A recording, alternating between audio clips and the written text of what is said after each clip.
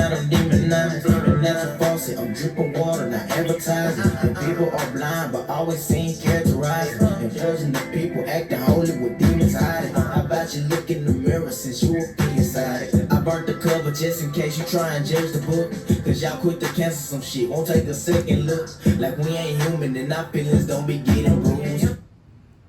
Hello everybody, welcome to Anything Goes TV 817.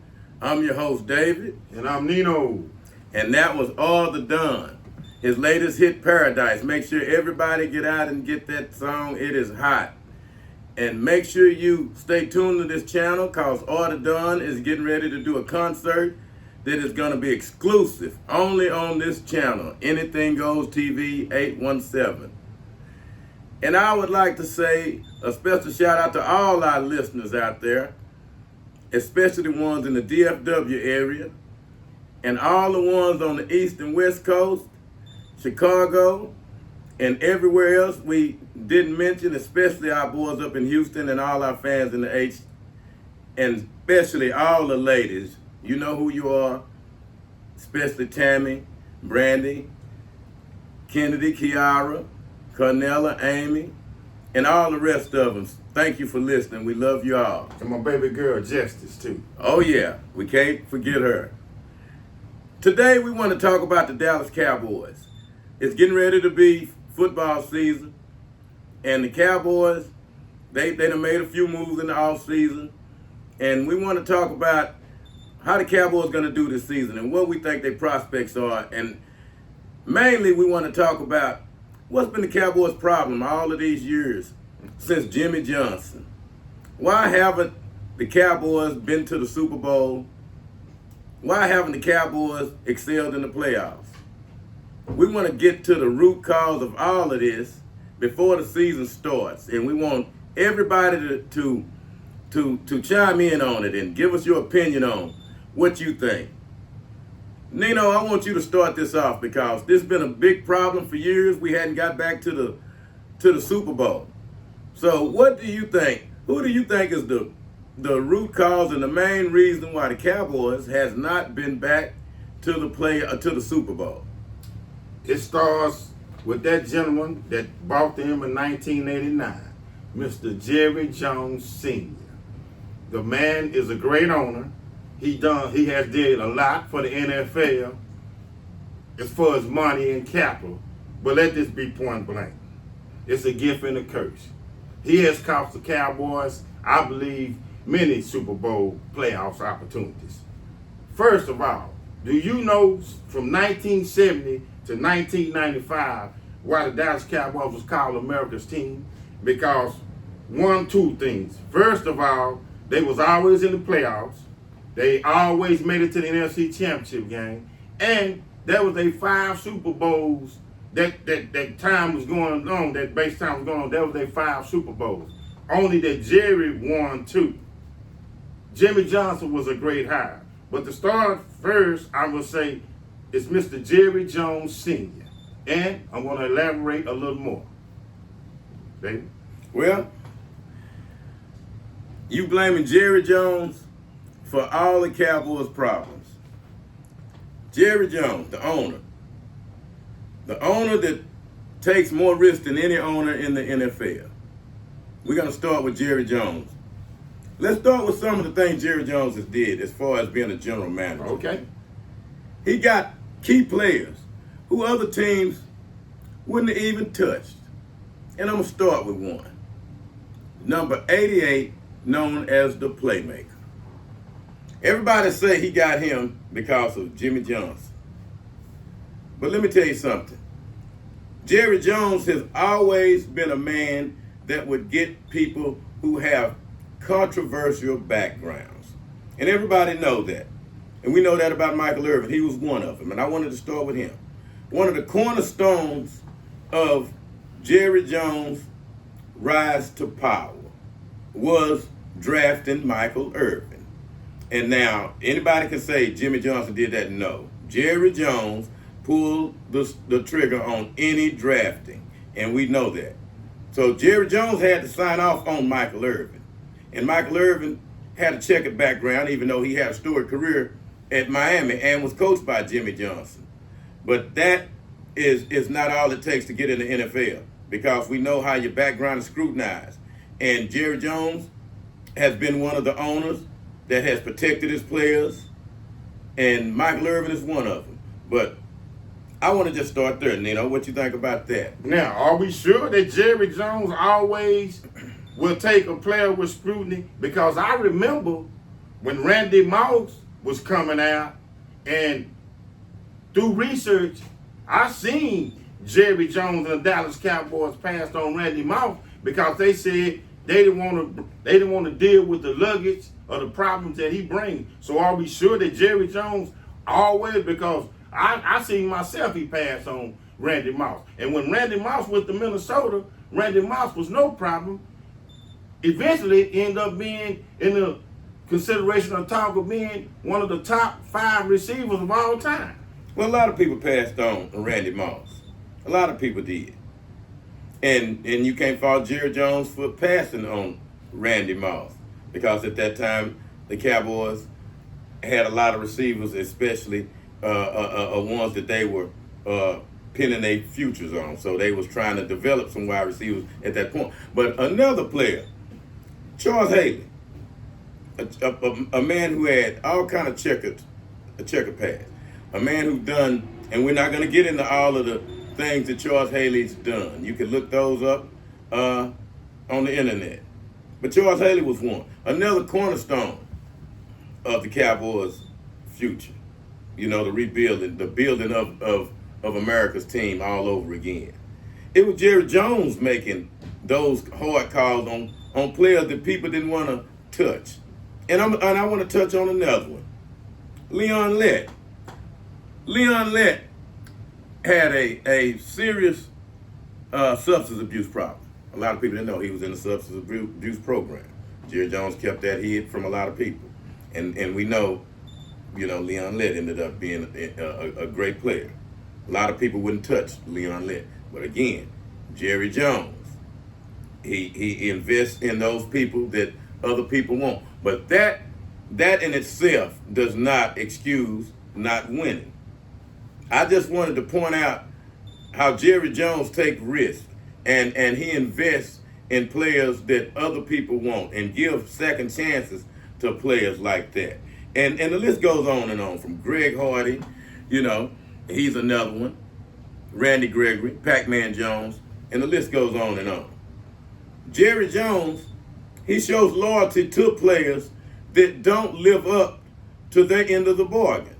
Because, for one, Jerry Jones can't go out there and catch a ball, run a ball, kick a ball.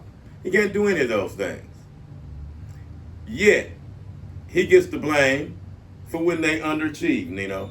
Yes, because he tries to be owner, general manager, talent evaluator, head coach, special teams coach. He tries to wear too many hats. Man, run your empire. Let your soldiers do the heavy lifting. Sit back and reap the greatness or reap the proceeds of it. You're trying to do too much. Take 2 pages from 2 owners that have won Super Bowls, Bob Kraft and Lamar Hunt. Well, Jerry said he's the best general manager in the game. He made that statement. He's saying there's no one better. And I totally agree with Jerry Jones on that. Jerry Jones is hands-on, and he said the buck stops there with him. And he's willing to take the criticism, and when things turn around, everybody should give him his props. Now, Jerry Jones, again, does not coach the team. Everybody would like to say he do. But we know he had, I believe, about 9 coaches since Jimmy Johnson, starting with Barry Switzer, which Jerry Jones fulfills his promise. He said with that team that he had assembled, he could pick any coach and win a Super Bowl, and he did. He picked one right out of college and did that. Jerry Jones did that without Jimmy Johnson there. Okay? And then he ended up Chan Gailey. After Chan Gailey, I believe we may have had Dave Campo. Go ahead, Nino. No, I was just finna get to that. Dave, you came with a great one. Because look at the coaches in his tenure. Jimmy Johnson, Dave Campo, Barry Switzer, Chan Gailey, Wade Phillips, Bill Parcells, Jason Garrett, and Mike McCarthy. Now, out of them 8, in my estimation, that's only 2 what I would put on my Mount Rushmore. And they both come from the same cloth. Jimmy Johnson and Bill Parcells. And what did he do to both of them? Ran Jimmy up out of here. Bill Parcells retired because he said, I can't take an owner that won't let me control my own team. Had to run Jimmy out. Jimmy was insubordinate. Jimmy was hard-headed, and Jimmy didn't go along with the program, and he know why he got fired. And Jimmy did not have success nowhere else he went. Okay? That let you know, Jimmy, you was nothing without Jerry. Let's just get that straight. Where everybody holler, oh, he ran Jimmy Johnson off. Without Jerry Jones, Jimmy Johnson, you were nothing. You were nothing. You had an owner that knows football, that was let you in and have your input, and got a lot of players that you both agreed on. But remember, Jerry signed off on all of them. Now, let's talk about those coaches. Exactly. Why Jerry said he's the best owner in the game. Jerry give you a window to win. If you don't, you're out. Okay? You got to go if you ain't winning. I'm not going to sit here and be like Cleveland and have a coach losing for 10 years. Okay? You got to go. That's why Jerry has gotten rid of coaches. Now, he gave some more leeway than others. Boy. As he has, because he looked at it like, I'm keep firing these guys. Let me just give this guy a chance. I done assembled such a great roster that any coach should be able to coach it. But one of the things that Jerry is not actually seeing is the fact that, and I'm going to tell you, Jerry, if you looking at me, you listen closely to what I'm saying. Jerry, you need to coach the team. You need to coach the team. Assemble you some assistants. And you get in there and you coach the team. You already is assembling the team. You know football more than these coaches. Even if you don't want to admit it, and they don't want to admit it. And I know you done got up there in age, but this is something that if I were you, I would do. You would be the first owner coach. Or I know in some kind of way you may could relinquish your ownership position to one of your kids or something. I don't know, but I know one thing. You know football. And I know Al Davis coached the Raiders at one time. I don't know how that goes, but in order to truly get those players to do what you want them to do, they got to be coached by the man who brought them there. And you are a hands-on owner. You are out there. You are in the locker rooms. You're doing the interviews. And I applaud you for that. Any man that buys a team, he has the right to do that. And when Nino says that he should sit back and let someone else do this is not what captains of industry do. You can multitask and run your other empire and the Cowboys just like you're doing. You just have to get in the trenches so you can get the troops to do what you want like you have them doing in your other businesses, I disagree. Because if that formula worked, then all the other 32 teams will do the same thing. They wouldn't have coaches. No, the formula is owner, coach, assistant coach, chain of command, go down. That's the formula. Because if you saying that Jerry Jones can straight up coach the Dallas Cowboys, in which I think he still would fail. Jerry is not a football man. Jerry is a businessman. Jerry might know oil. Jerry might know stocks. But Jerry don't know football. He doesn't. He doesn't know football. Just look at the last time. Since 1995, 1996, and they won their last Super Bowl, 94, 95, to right now, the Dallas Cowboys haven't smelled the NFC Championship. They went to the playoffs and they're, like you used to say, they're a one-trick pony or they one and done. So I disagree. Jerry cannot coach that team. You'll get the same results as anybody else. Jerry cannot coach that team. He's a businessman. He's not a football man. He's not a football coach. Well, You say Jerry don't know football. Jerry, if I'm not mistaken, might have been, now don't quote me, was the co-captain of that Arkansas Razorback team that might have, I don't know, won something big. You know, all I know is he played football. Yeah, I understand the He one played with Jimmy. football. Yeah, I understand He that. played football, and in my opinion, the man knows football. I've watched him and I've seen some of the moves that he's made, and they were some of the greatest moves of all time. Let's talk about the Herschel Walker. The Herschel Walker move, the trade that built the Cowboys for Jerry Jones. Only a man that's shrewd and knows football could do that. Someone like Jerry that's a great talent evaluator. Let's not give credit to these guys that we say we don't hear their names and they're in the front office. This man is in the front office and we're hearing his name. His name Jerry Jones, and he says the buck stops here, and he picks these players. And he picked a lot of good players who have underachieved, which is not his fault. And that's why I say Jerry Jones is the chief motivator here. Jerry Jones know how to get people to play over their head, especially when you pick a coach that's already hamstrung because the whole team know who's the boss. Now we know all the other owners are the boss. Now back to what Nino said, that the chain of command, and if that was the case, all the other owners would do it. Well, all the other owners are not football guys like Jerry. Those are just businessmen. Jerry happened to be a businessman and a football guy. Robert Kraft probably never played football. I said Robert Kraft. I don't know. He probably have. I'm just saying that because I know Jerry. Jerry, we know his history of playing football and to be there, hands-on, and to making decisions and saying, hey, look, you know, we're gonna get that guy.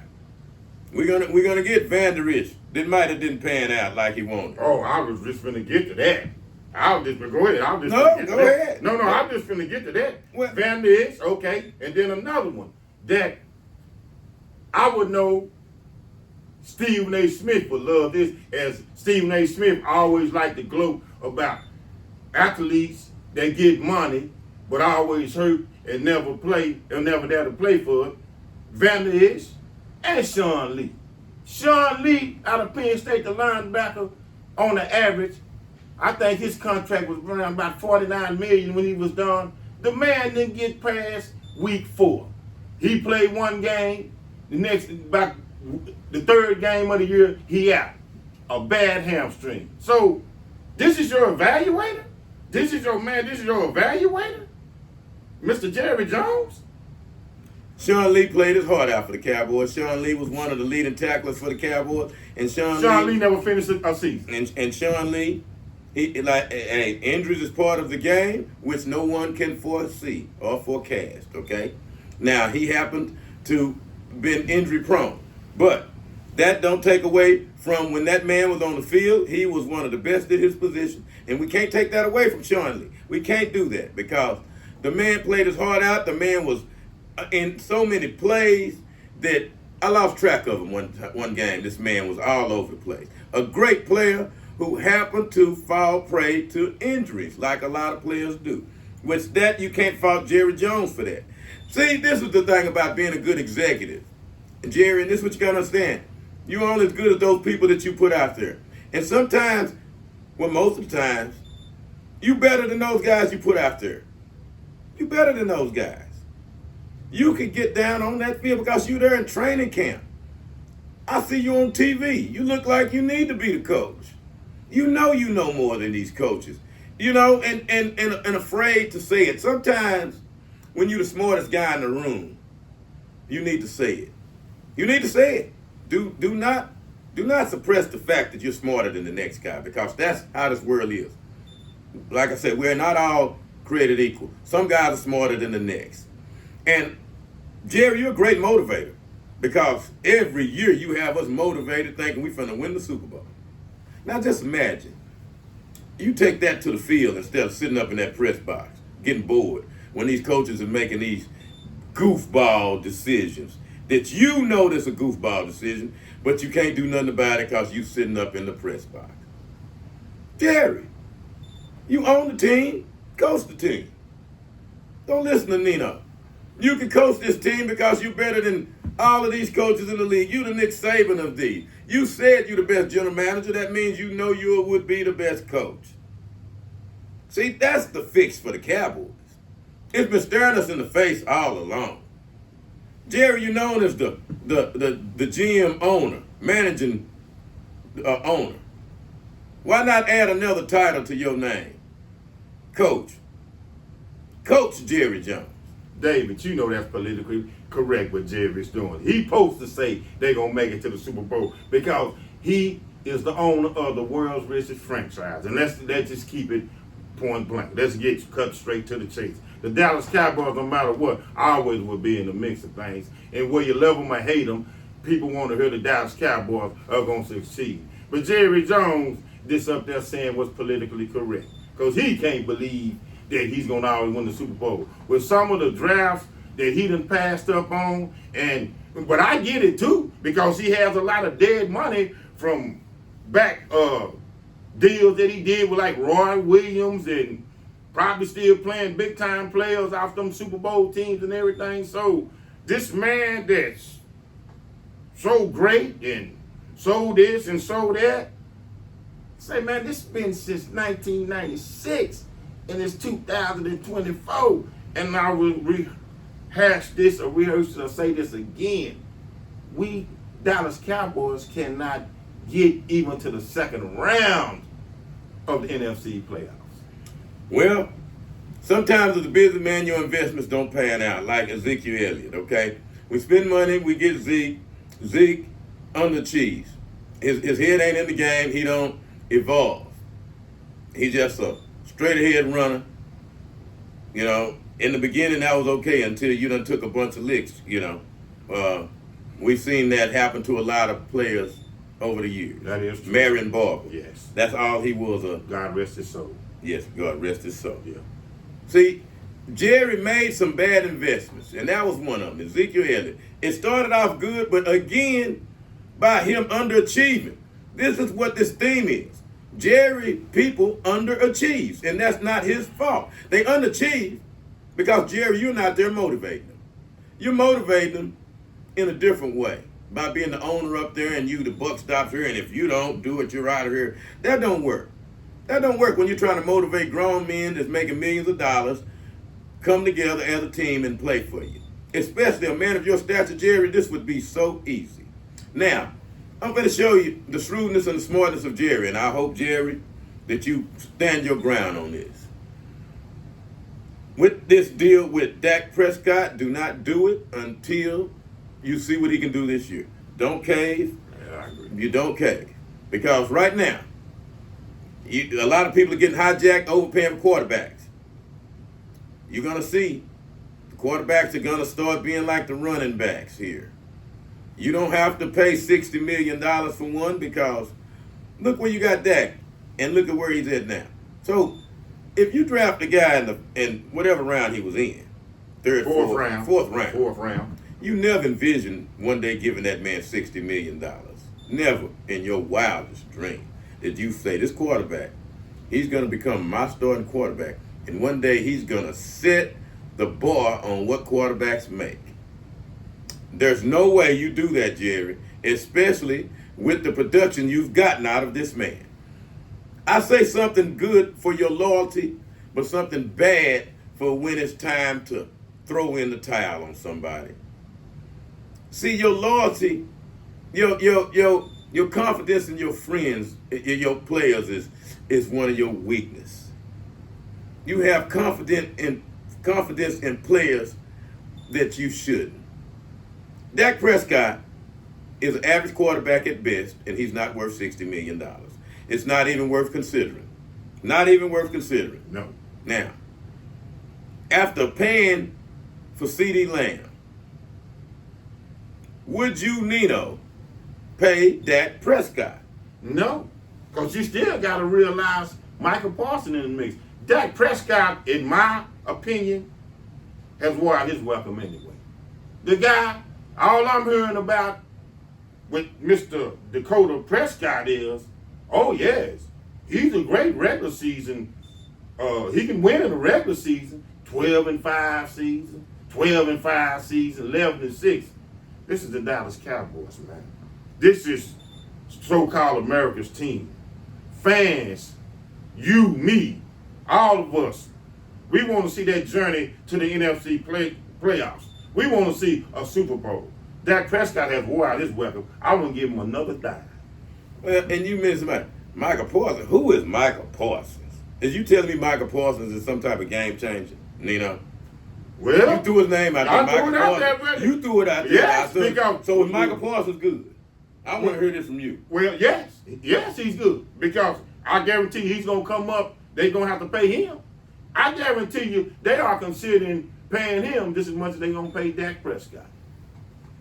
So Michael Parsons is the man. You think Michael Parsons? I'm not saying Michael Parsons is the man, but I'm is saying he good at his position? As an edge rusher, as an edge rusher. But what does Michael Parsons play? Because Michael Parsons is hybrid. He's supposed to play a linebacker, but he's better at edge rusher. Well, is he a game changer? That's what I want to know.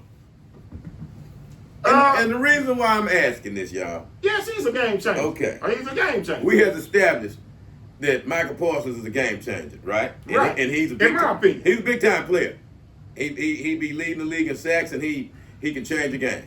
Well, he can change the game. I'm not gonna say he's gonna lead the league in sacks, but actually, every player don't lead the league in a certain category, but they still can change the game. Well, that's just one more person that Jerry Jones drafted. You see, Jerry Jones drafted that man. This man is the top of his position. Why is these people that Jerry Jones draft? He has to pay big money because he drafts good people.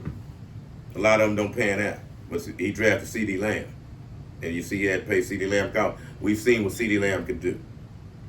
Well, I don't have no problem with C.D. Lamb. Yeah. And you wouldn't have no problem with Michael Parsons because I know nobody else would have a problem with Michael Parsons because we all see what Michael Parsons do. No matter what he do on his social media and all of that, we know when Michael Parsons is out there, Michael Parsons is somebody they got to watch out for. Oh, yeah. So when you get that tag on you, where they like, hey, we got a game plan for this guy you done made. Oh, yeah, you got to look for number 11. I agree with that. But I'm saying number 4 got to go.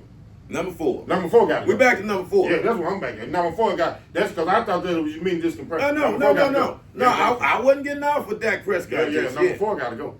We know Dak Prescott. See, that's one thing that a lot of times people be in agreement on. That when you make changes, you got to make the changes from the top. If your truth do not respect your general no more, he got to go. It's time to replace the general. And on the field, quarterback is the general, okay? Absolutely. Everybody look up to you, and now they look up to you as being a failure. You never getting them over the hump to the top. And then you give the same speech, week in and week out. Yeah. You see, you don't take accountability, Dak Prescott. You don't. Your brother's out there talking loud and everything, which don't have no bearing on this, but your performance. You have numbers, but you don't have nothing to show for them. And that's what Jerry Jones is seeing. It's smoke and mirrors with you. You're going to play 2 good games, 1 bad game, and then the next thing you know, we 10-6, 11-5. And 1 and done in the NFC playoffs. 1 and done. And all he's going to say in response to all this is next year. So you think I got to get better. So is the quarterback a big problem for the Cowboys? Absolutely. Well, that ain't Jerry Jones. Jerry Jones, no, but absolutely. But the quarterback, man, well, you just said it. Jerry Jones drafted. Yeah, Jerry Jones drafted him. But Jerry Jones is not playing quarterback. We've seen Dak Prescott miss open receivers. We've seen Dak Prescott blow assignments. And we've all seen it in big games. How can we blame that on Jerry Jones? That's what that's what I can't understand. When we bring this debate up about who's the problem for the Cowboys, and we want to pick the owner, the guy who owns the team, okay? I suggest the owner coach the team. And if the owner coached the team, the owner would have been done got rid of Dak Prescott, or Dak Prescott would have started overachieving like he should. Well, David, I'm gonna say this something too that I kind of put blame towards Jerry on, and you kind of put it too. You said how Jerry is lenient and always looking out for us, but that's his problem, because that's what's wrong with the culture over there. That's what's wrong with the culture over there. He's too laid back and cool. He don't hold. If you're gonna say it's his players, hold them players accountable, and then they'll step up to the plate. They lackadaisical on their phone. They don't care. They just the Dallas Cowboys, and that's good enough. It's never no pressure. And see, that's what Jimmy would put. Jimmy would put that pressure on you. Jimmy would go so hard as where you miss a block, you out here tomorrow. That's what you need, though. You need a little pressure. They're complacent over there because Jerry is so laid back and cool. So I put that blame on him too. That's the coach. Oh, it was okay when he was laid back and cool with Michael Irvin and them over at the White House and all that. You didn't complain then. See, that's the thing about it. Jerry Jones treats star players different, as do all owners. It just get highlighted because it's America's team. Tom Brady he was treated like a prima donna. Even Russell Wilson in Seattle was treated like a prima donna. And that's coming from the owner, you see, because most coaches wouldn't tolerate that, but the owners do. See, so it's not unlike it's something other owners are not doing. Jerry shows his loyalty to players like Michael Irvin, Emmitt Smith, Troy Aikman, those guys. They got away with murder. We done heard about the escapades of Michael Irvin in the domino games and what he done did and hey, I don't want to bring all of that up. But yeah, so if we saying the owner is too cool with the players, then let's say we didn't like it back then when he was cool when we was winning the Super Bowl. Well, no. Okay, I see what you're saying. You got a point on the star power, but I'm saying it's like the culture. What I mean by the culture, the not star power players. Yes, I get it. If you the man, and you doing the thing, and you putting up numbers, and you the Michael Irvins, you the Troy Aikmans, you the C.D. Lambs, you the Emmitt Smiths, but I'm talking about the second, third tier period, like the bags up and all them. That's what I'm trying to say. That culture is just like, hey, it's just, you got to put heat on somebody, man. You got to put heat on them. Well, Nino, I got to tell you, after watching the playoff game when Mike McCarthy got a C.D. Lamb's face, I don't think they are too lax on the players. Them players know it's a tough culture to play with over there because we knew that from when Jerry laid down the law on the flag and all of that. Okay, we know it's a respect thing over there. We know the fact that when they had to go for Watermelon Gate, they had they had to put up with all of this over there. You see, those are some of the things that the Cowboys have to do with in that culture. All of those players cannot go up to Jerry Jones. I can tell you that right now. That I believe. Only a select few can pull that. Yes. You say they don't play that over there. That I believe. But what we're saying about that the culture over there, that when you have star players, those star players that are treated better than others have to perform. You have to justify that star treatment. And if you don't, that's when people talk. As long as you performing, nobody have nothing bad to say. But as soon as you have a bad game, they're going to talk about it. They're going to see, he's not working hard enough. He probably not in the weight room. He's probably not doing that because him and the owner, they tight. You see, you're a professional out there, and that's what it boils down to. These guys are paid professionals making a lot more money than any of us are making. And they have to perform the same way a person have to perform on his regular job. And when they don't, they have to go. That's why the coaching carousel is so long with the Cowboys. That's why you see a lot of players in and out. Jerry Jones, hey, if it's a good player out there, Jerry would try to get him if at all possible.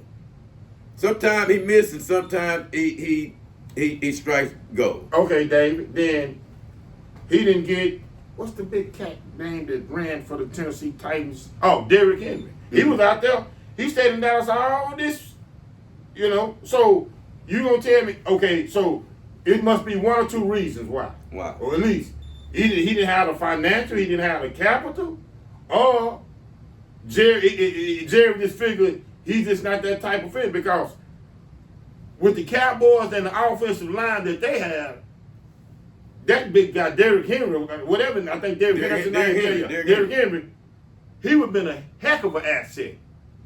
Well, Jerry Jones is tired of buying old assets. Derrick Henry's washed up, and Jerry Jones have been down that road buying running backs past their prime. And well, you went back and got Ezekiel Elliott?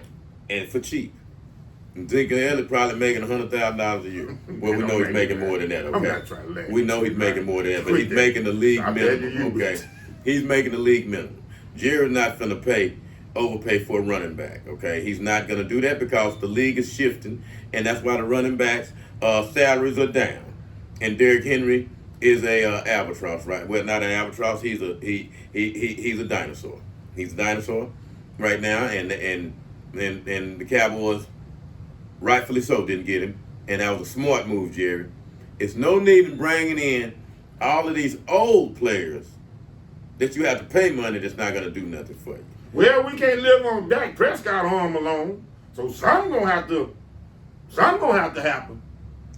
Well, yes, something's going to have to happen, and I'm going to tell you what's going to have to happen. These players are going to have to play up to their potential.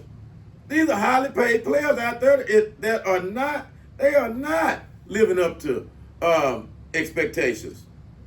I'm like, CeeDee Lamb, we just paid you, but in the playoffs you disappeared. You were dropping passes, running wrong routes, so either you and Dak Prescott couldn't get on the right page, and then they had to pay you. That's probably why it took so long, because you remember by your last game. Right. And yours was not that good. Now you paid. So I'm just saying that too to myself. I hope now he paid, and then it's going to be a big drop off with him. That's why I'm not really just saying, because that's all I'm thinking in my mind. Now he didn't got the bag. What he got? 4 for 136. Now all of a sudden, Well, Cowboys again. It boils down to me. Who's at fault here? It's the players. There is accountability. Every one of these players that make it in the pros are good, and probably was the best where they came from, because you weed out the players that's not good. So now we're dealing with a pool of players that are at the best at their positions that are not living up to it. And you'll see players on other teams making that tackle, not missing that tackle, not missing that assignment that you guys are missing. And then when this happens, we look right up to that owner's box and say, boy, Jerry Jones. And Jerry Jones ain't making not one tackle. He's not throwing no interceptions. And he's not catching no balls. And we want to blame the man that built that franchise into the world's richest franchise. And that's another discussion. But that adds credibility to the fact that Jerry Jones would be the perfect man to coach his team. Well, what gets me, David, is also Dallas Cowboys the last 3 or 4 years. Now, this is what the sports centers and the Stephen A. Smiths and all them first agency have been saying. They are one of the most talented teams, man to man, 53-man squads every year. So why they can't get over the hump? Because Jerry not coaching the team. You are answering your own question there, Nino. A man that can assemble a team that has the best, arguably the best talent in the league year by year. And this is coming from the people that watch the league, experts. One man is assembling that team, Jerry Jones. That's who's assembling that team. That's why he say he's the best general manager in the game. That's why. Because his peers say, boy, the Cowboys got the most talent over there. You hear everybody saying it year after year. That's why the expectations are so high. And only one person assembles that talent year after year, and that's Jerry Jones. Not Stephen Jones. Jerry Jones. But is that really facts, or is that really just hype? That's what I'm trying to say. Because sooner or later, if this talent is where it is, then come on, man. It's time to get the reward. I mean, I'm not even saying win the Super Bowl, but my God, man, you can't even get to an NFC Championship game. And you supposed to be this talented. So is it really the Dallas Cowboys are this talented? Or is this really just a lot of hype? They are that talented. They're underachieving because they're not motivated well by the coaches that's there. You have to have a person that have new ways of motivating you. And that's what Jerry is. He's the chief motivator. You know, in the business world, they say Jerry Jones, oh, he's shrewd. They say he's shrewd. That would translate into this football business, Jerry. Jerry, you took this team from $200 million to $10 to $12 billion, whatever it's worth. They say it's the richest franchise in all of sports. Facts. Now, with the knowledge of how to do that, with the knowledge of assembling the team that has the most talent year after year, according to the experts. This is not me and Nino saying, the experts are saying it. Yeah. I'm hearing the same thing. Yeah. Position by position. Yeah. You have so many Pro Bowlers every year. They're telling the story. These is the people who Jerry Jones is drafting, which show you that Jerry Jones is the smartest man in the building. He's the smartest man in the building with a lot of truth that's not motivated right. That's why he keep firing the generals down there. The people that's running it, instead of saying, you know what, I'm finna see if there's any mandate that says I can't coach my team. But Dave, he's 81 years old. He can't put that energy to go down there and do that right now. Maybe years ago, maybe.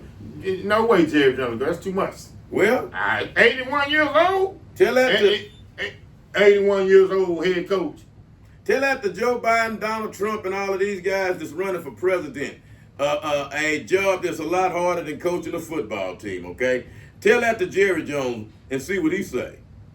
Jerry Jones know he still got years in him, and he still can do it. Hell, he's down there in wherever they training camp is every day, like he's the coach. Man, you dealing with 53 different dilemmas. And I mean 53 men, different dilemmas. That is going to be very hard and very complex. Rich men like Jerry know how to delegate, and that's what makes them stay on top. And when you delegate, the people you delegate to, knowing now that you're in the trenches, and they are highly motivated to carry out your orders, your instructions, you see. Because now you're right there with them. See, when you're not right around them, it always gives the troops, you know, the thought of that they could slack up. Because the boss is not right here. So we don't have to give 100%. We can go out on an injury that normally we wouldn't dare try to tell the boss that, oh, I got this little nagging little sprain here that normally we play on, but now I'm on injury reserve. No, you have people playing over their heads when there's somebody there that they want to play for. See, there lies the key in the Cowboys' problem. Your leader has to be right there. And Jerry, you cannot lead from the owner's box. That's the problem. You are the undisputed leader of the Cowboys. Everyone defer to you, including the coaches. Even the players know that the buck stops there, that the coach don't really have no power because Jerry already saying, Mike McCarthy, this is your last year here. It's Super Bowl or bust. Everybody know that. Everybody know it. You out of there if you don't win the Super Bowl. You got to win it. And Jerry have insinuated it, and you know it. So now, Jerry, what do we do? Once you finally realize that Mike McCarthy is a bumbling idiot himself. See, your guy, because he's like you know, you and him probably could have good conversations. Y'all can go out to eat, probably, you know, like the same things. That's why you're not winning. See, Jerry, you got to be bold. Make them bold moves like you used to. You know, remember when you when you gave Chan Gailey a shot. Remember those days, man? Yes, Dave Campbell, all of them. But to the point, okay, what you saying, we know they're not going to let Jerry come down and coach the team. We do. So, well, I believe because competitive how much that Jerry wants to prove that he can do it, then why has he done it? Because Jerry wants to prove that he can do it. He wants to prove. That's why he's still hanging on with his hope now. He wants to prove by my drafting, by my front office, by my coaches, by my routine, by my culture. Jerry Jones did it. So why has he came down if he can do it? But go ahead. Well, let's go down the list. You don't think Jerry Jones think he could out-coach Chan Gailey? You don't think Jerry Jones think he could out-coach Dave Campbell? You don't think Jerry Jones think he could out-coach Jason Garrett? Well, let's be point blank. Jerry Jones think he can out-coach Jimmy Johnson. What I'm saying is, then why he think that? But why? Okay, so why hasn't he came down and did it then? Because my point, I was finna pivot and say, then if you know you can't do it, why not go get a general like somebody like another Jimmy or Bill Belichick? I'm not saying the age, but gonna command respect, gonna fix the culture. If we got a problem, gonna make players accountable, and we can get this thing going again. Well, he can't do that because he tried it with Bill Parcells, and because of the way he did Jimmy Johnson, no matter who he bring in, even if he bring in Belichick next year, everybody knows Jerry Jones is the boss.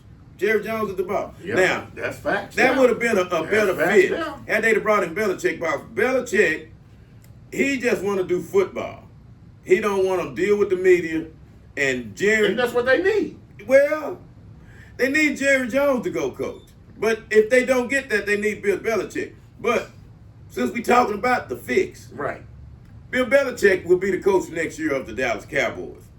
Because as much as I want Jerry Jones to do it, Jerry Jones won't. I don't know, Jerry. You might hadn't heard David and Nino's podcast, and David is calling for you to come down out of the press box and coach. Do you know how that would be must-see TV? Jerry Jones, we know you know football. We know you can coach. You know you can coach. Talk it over with your wife. See if it's in the bylaws that you can do that. Because like I said, I know back in the day, Al Davis coached the Raiders. I don't know if he was the owner at that point, but the precedent has been set. The precedent has been set. I think that's where Jerry got a lot of his instinctive stuff from Al Davis, because I think Al Davis was one man that he always watched before he got in football. I thought I heard that. I might be wrong or whatever, but I also thought that too. I was right. Didn't Al Davis used to have this same kind of mentality as Jerry, like, yes. It's me, this mine. This win, baby, right? That's Al Davis. This win, baby. Because Al was the football guy. This win, baby. All owners are not football guys. A lot of the owners, they're just one of they crown jewel investments that they get. Jerry, he wants to be in on the nuts and bolts of everything, which means you need to be calling the shots from the field. That's where all the action is. Because I can tell you right now, with the way they do in preseason, you don't play your stars. I disagree with that. I do too. I disagree with that too. I really do. I disagree with that. Because you're so rusty game, you're terrible. You're terrible. Yes. I disagree with that too. I disagree with that. And Mike McCarthy, this is his last year. He will not win the Super Bowl. He's not respected because of the things that has been done. And I got to tell you, Jerry, you miscalculated a lot of things. And one of the things is you got to know the pulse of your team. And one of the things you did was you insulted your team, which is 90% black. Most of the teams are a majority black. And when you had Mike McCarthy do the watermelon game all that years ago, that still resonates with black people. Even though the media has swept it under the rug. Downplayed. Yeah. But one after you have committed a hurt to a person, it's hard to take that away. Facts. And that's what actually you did, Mike McCarthy. And then, whenever I see you getting in one of those players' faces, it reeks of racism to me. It's not a good look because of what you did. And your excuses, they fell on deaf ears because you insult black people's intelligence when you offer up such lame excuses. Like we was not offended by what we saw, and your excuse excuses it. No. Your excuse proves that you knew what you were doing, and you did it anyway. And those players, a lot of them probably didn't know exactly what you was doing, but I know they were offended. They know they were offended, and you there. See, Jerry, one of the things you haven't done, because I know you okayed that, but by you being the owner, you could rectify that by firing him. By firing him, because he was complicit in it, even if it was your suggestion. You know, because if it was his suggestion, he should have been fired automatically. He should have been fired automatically. But when you do these things, you lose your troops. When you take those tough stances against the flag, with the person's right, with the flag situation, you alienate your troops, and those are the guys you need to break their backs for you. See, that's what you don't know. That's what you don't know. You think that you could treat your players any type of way. Behind the scenes, because I've heard things behind the scenes that go on. And just because you got a select few that you treat better than others don't prove nothing. It just reinforces what we all know and believe. So that culture there got to go, Jerry. Once that happened, once Watermelon Gate happened, that was the beginning of the end. You're not going to win nothing with this man. The man got to go. Even Aaron Rodgers said, y'all going to find out what y'all get with that guy. And it's more than what you see on the sideline. You got a behind-the-scenes guy that seems to be proud to belittle his players. And the players I'm talking about don't look like him, you know? Back to something you said, I'm going to rewind. I wonder why they couldn't get Belichick. I'm just saying, wondering, because I have heard rumors that, well, he reached out to Belichick, and then Belichick wasn't quite decided. Belichick was thinking about Arthur Blanks in Atlanta and everything. But I'm wondering why Jerry couldn't get Belichick, because I really would like to see Belichick get a chance too, because I think he can turn this around. But I'm just going to chime in with that on you. I wonder why they really couldn't get Belichick. Because at that point, he would have had to fire his coach, and it would have looked like I'm firing my coach to get Belichick. That is why Belichick did not sign and coach anywhere else. Belichick know where he's want to go. Oh, the writing's on the wall. He know where he knows for now. Yeah. Okay. See, there's only one other franchise that Bill Belichick can ride off into the sunset coaching, and that's the Dallas Cowboys. That's fast. And that is where he wants his legacy to end, is winning the Super Bowl with the Dallas Cowboys, and then his legacy will be cemented. Because he don't want to go out like he did with those losing seasons in New England and getting fired. He wants to get back, and he wants to get back with a great team, America's team, and he wants to be with an owner that will get the players that he needs. And that's what he knows. Jerry Jones is going to get the players he needs. That's why he want to be there. These other owners, they just not as shrewd and as smart as Jerry and as clever as Jerry. Jerry, he has moves that he haven't even shown yet. And then I know they'll say, oh, Jerry has overspent for this player, overspent for that player. It be those players that let Jerry down, and that's what's so bad about it. Jerry be let down by these players that he put his hopes in. It's almost like, bless his heart, Jerry, you give these people second chances. You go after those players that nobody would give a chance to. And then they let you down. Some, not all of them. But Jerry never shies away from taking the blame for it. Even when he fires that guy. Because You got to fire that coach. I got all of these good players. Didn't you remember what I told Jimmy Johnson? That I could get rid of him and get 100 other coaches to coach this team, and that's what he said. Now I done gave you this roster of all these great players who everybody says the best players in the league, and you can't win. You got to go. And that's Mike McCarthy, Nino. Well, a point two, draft night. And I have thought about this and I have seen it. Jerry, what I have a little criticism too about you is sometimes take the best player on the board. Quit trying to take players like, say so-and-so, or say just an average player. You have your mindset, bring him here, and then I'm going to make him great. Take the best player on the board, because I have seen Super Bowl teams do that. I have seen sorry teams do that. Well, Just take the best player on the board. It's simple. You don't have to make it hard. well, if that's the case, it wouldn't be a lot of players in the NFL, because the best players on the board, if you look around the league, throughout the league, those players are not the Hall of Famers. A lot of times these guys that you would get in the second and third round turn out to be the best at their position. So when you're being a talent evaluator, this is one thing you got to remember. Everybody evaluates talent, and a lot of them have different opinions of a talent. That's why Mel Kiper be mad on draft night when who he said was going to go there and that never go the way he said. Todd McShay. And Todd McShay. They be mad about it.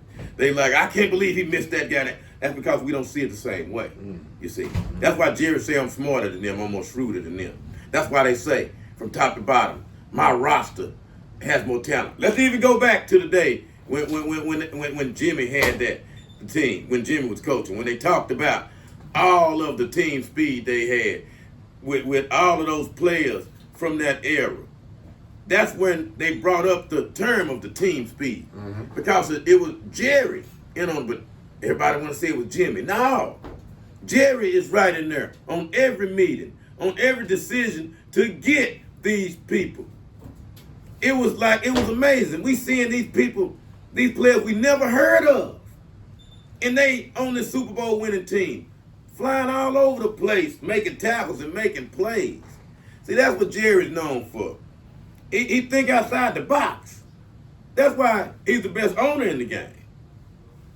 He's the best owner in the game. Even though there's a lot of things Jerry do that I don't like, but that goes with the territory. But we specifically talking about him as an owner of a football team. No, I wouldn't argue about it. No, I believe he is the best. I just don't like a lot of stuff. But I'm not saying that his resume as an owner is not great, because he's a great owner. I mean, I like a lot of stuff Jerry does. I just think a lot of times he just don't have the football savvy. But he's a great owner. He's a great owner. I mean, financially wise, how he pay the players and everything. But it's this. Hey man, I hear the players. Why all the players holler about they love Jerry? They love Jerry. They love Jerry. You be wanting them to say that about the coach. You see, they give him the accolades and the admiration they should give a coach. Meaning, Jerry, you are the coach. De facto coach, without actually giving coaching decisions and actually calling the plays. See, that's the bold move. But the safe move is to fire Mike McCarthy after he don't get to the Super Bowl and hire Bill Belichick.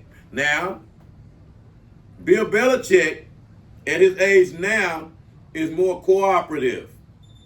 He's going to give up all of that power that he had with New England, because he's a terrible general manager. Terrible. And everybody say that. The consensus was the man was terrible. And you look at the talent level, it was up there, and, it was terrible up there. Also, you kind of saying like Belichick just gonna be happy to be back. Yes, he's going to be happy to be back. He's going to be happy to be back. He's going to accept his role, and him and Jerry is going to work like Jimmy and Jerry worked. And they're going to get back to where the Cowboys supposed to be. I would love to see that. Yeah, we got two football guys now. We got two football guys, and we have one that don't want the limelight and don't mind Jerry take the limelight. Jimmy couldn't hold his liquor, run his mouth too much, and deserved everything he got. Let me tell you something. Only the fans and a select few players praised Jimmy Johnson. Jimmy Johnson was a tyrant. If you wasn't his favorite, you hated him. He treated players like crap. He was very disrespectful, and that's why he couldn't take that same act on the road when he went to Miami. See, here he was backed up by Jerry, and he could act a fool. He could put people off planes. He could cut somebody for just touching them, just trying to, disrespectful. And we know why you did that, Jimmy Johnson. Yeah, we know why you did those racial things, okay? And it definitely was that. And I don't want to hear about, you coached all these black kids and all that. I'll forget that. That means nothing. Because all it takes is you to show your true colors on one player. You see, and we see right through your act. And that's why, I'm so glad that Jerry never let you in. And you sniveled and cried. I loved every time you was crying and groveling. Because that's what you needed to do. Because that's what you deserve from what you did to a lot of those players. You a sniveler and a groveler. And you wasn't that great of a coach. Because you assembled the best players on the planet. And then you assembled those players by Jerry Jones. He got you Troy Aikman and all of those players that became the cornerstone of winning them. It wasn't you. That's why you got fired. And he brought Barry Switzer in to do it. And won right away. Should have won 2 with it. Yeah, but don't get it twisted, because if Jimmy Johnson was that great of a coach, he would have won when he went to Miami. So, the culture is one of the problems right there. You got to start with the coach. The coach got to go. If Jerry Jones don't take the job and take it over and go ahead and run the team like he do his business, those players that love you so much, let them get out on that field and show it while you right there on the sideline. And you'll see, Jerry, how that team is so inspired with you down there on the sideline coaching. That is the true fix for the Dallas Cowboys, is that the best owner in the game become the best coach in the game, because you know more than those coaches. And I'm going to say it even if you don't, Jerry.